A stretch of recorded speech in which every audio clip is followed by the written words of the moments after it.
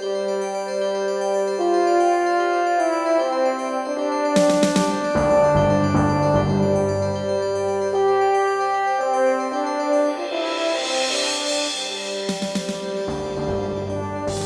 do papal bulls, edicts from the Pope, from 1455 and 1493 have to do with the history of the United States?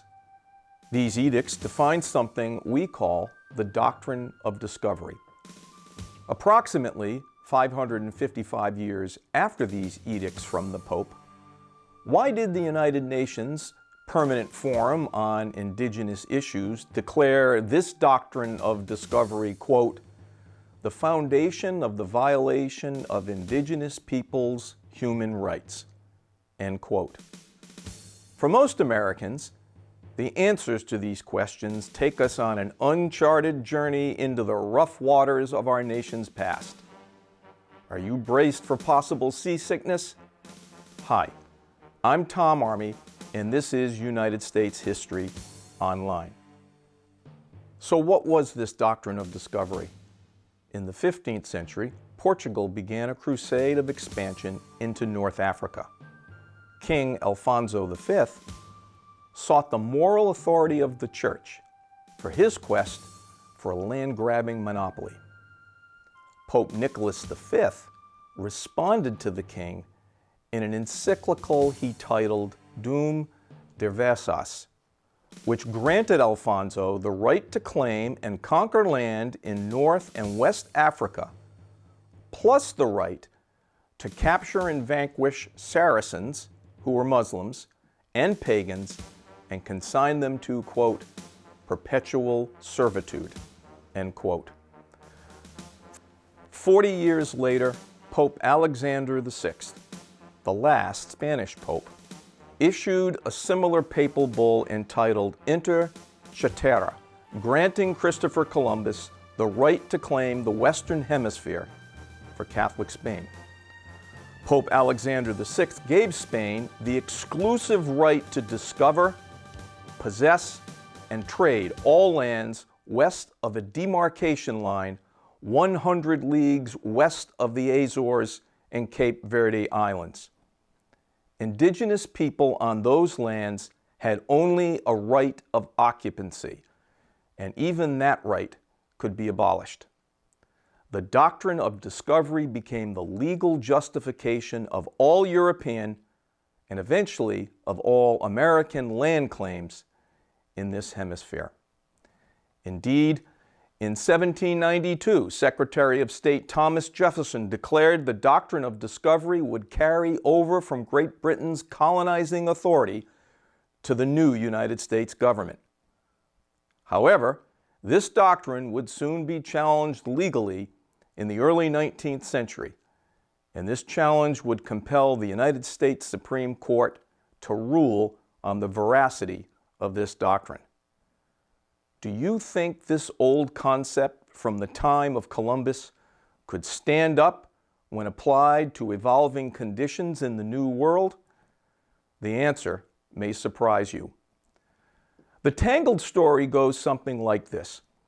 In 1773 and 1775, future Supreme Court Justice Thomas Johnson, the first justice appointed after the original 6 justices, purchased through the Illinois Wabash Company a vast swath of land from the Native American Piankashaw tribes. Subsequent to Johnson's purchase, William McIntosh, a fur trader and treasurer of the Indiana Territory, plus apparently a confidence man, claimed to own 11,560 acres along the Wabash River. He claimed to have acquired much of this acreage from land patents issued to him by the United States federal government. Historians question the legitimacy of the manner McIntosh acquired all of this property. He certainly had important connections with land speculators, including William Henry Harrison, governor of the Indiana Territory and future President of the United States. Eventually, these two men had a falling out, Harrison sued McIntosh for libel in 1805 and won a $400 settlement. McIntosh seemed to develop many enemies along his path. When Johnson's son inherited the justice's property, he discovered that William McIntosh claimed to own the same property. Joshua Johnson, the son, brought an action of ejectment, which is a civil action to recover possession of title, against McIntosh in the United States District Court for the District of Illinois. He contended that Johnson's claim of title was superior to the McIntosh claim because Thomas Johnson's purchase had preceded the McIntosh claim. But the district court dismissed the Johnson claim on the grounds that the Piankashaw had no right to transfer or sell the property. The plaintiffs, as you can imagine, appealed the decision to the United States Supreme Court. In 1823, John Marshall, writing the opinion for the Supreme Court, affirmed the dismissal of the Johnson claim. Since McIntosh acquired the land through the federal government and Johnson did not, Johnson could not prevail. The Chief Justice concluded that ownership of the land came into existence by virtue of the discovery of that land. So legally, the United States was the true owner of the property because it inherited ownership from Great Britain, the original discoverers. Tribes which occupied land were, at the moment of discovery, no longer completely sovereign and had no property rights. Only the discovering nation could take possession of the land. Marshall cited the papal bull Romanus Pontifex and Portugal's lands discovered along the coast of West Africa as an early example of discovery. Marshall seemingly overlooked a more recent colonial case when he made this decision. Remember, Roger Williams had purchased his Providence plantation from the Narragansetts. Why were the Narragansetts able to sell their land? Why do you suppose Marshall ignored that precedent in making his ruling?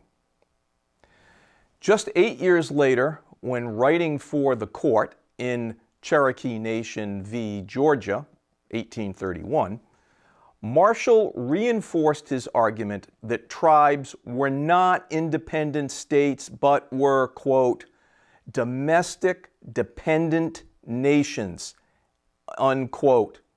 Marshall wrote that the relationship of the tribes to the United States resembles that of a ward to its guardian.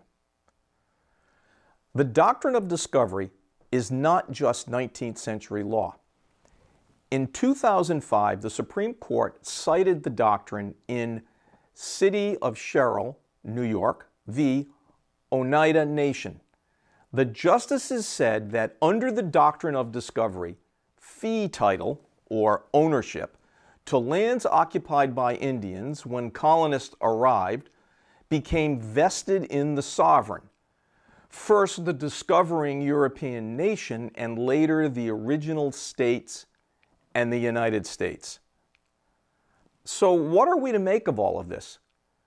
The Johnson decision remains part of what law schools consider the anti-canon, cases that students are taught to criticize. Among these cases are Dred Scott v. Sanford, Plessy v. Ferguson, Lochner v. New York, and Korematsu v. United States. And over time, all of those have been overturned, except Johnson. The Doctrine of Discovery is still the law. The legal history of the United States is connected intrinsically to the development of our civilization and to our social construction. The law makes a statement about our values and our principles as a nation. Justice is blind. Yet do lawmakers try to represent everyone in a society when they fashion the law? Or do we use the law as a tool to favor one group over another in the name of equality and fairness? When you and I recognize an injustice, do we work to change the law? Do our laws protect the intrinsic dignity of everyone? In 2016, 500 clergy denounced the Doctrine of Discovery at the Standing Rock pipeline protests. Other groups from around the country have also called for the renunciation of the doctrine. One law professor said, "The Doctrine of Discovery was, quote, rooted in a Eurocentric view of the inferiority of the Indian people," end quote. Yet, what was established in 1455 by a pope remains the law of our land, even today.